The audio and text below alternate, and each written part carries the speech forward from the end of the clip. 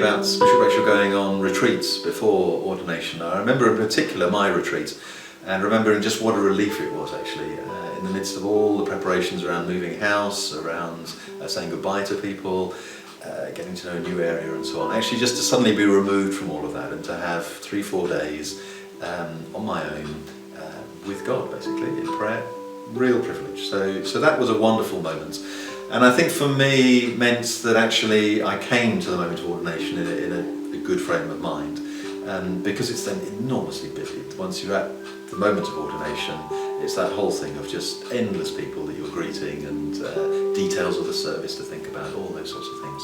So actually getting to the right frame of mind in terms of the fact that this is between you and God. Ultimately, that's what the ordination is about.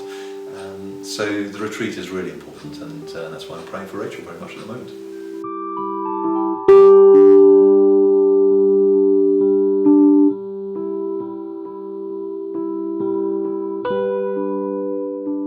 It does fly past, yeah, like any of those big occasions, you say weddings and other things. You spend ages preparing for it, thinking about all the details, and then when you get to it, absolutely flies past in the blink of an eye.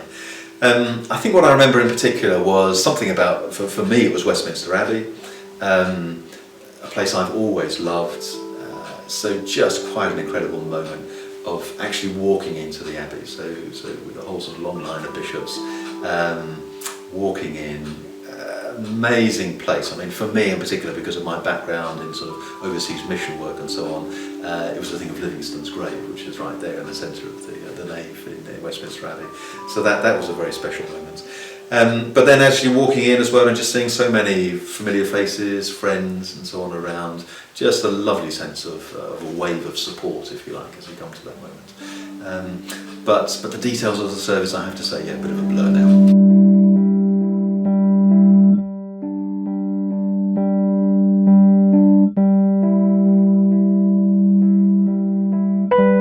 Well, then there's always a thing, isn't it, about enjoying it, about trying to relax and not think about all the details so that you can just actually enjoy the moment. But yeah, then something about that, as I was saying about the ordination retreat, something about taking that sense of calm, that sense of the way you've engaged with God, the sense of what God has been saying to you through the retreat, actually holding on to that through the service, so that in the midst of it, particularly I suppose in that very precious moment when you're kneeling there and when the Archbishop and the other bishops come and lay hands on your head, in that moment, I suppose, just to be thinking about, yes, what God has been saying to you personally, and holding on to both the weight of responsibility, because that is just an enormous sense of what is being entrusted to you in that moment of ordination, and yet realising, of course, that you don't do that in your own strength. Actually, you do that in the strength of God.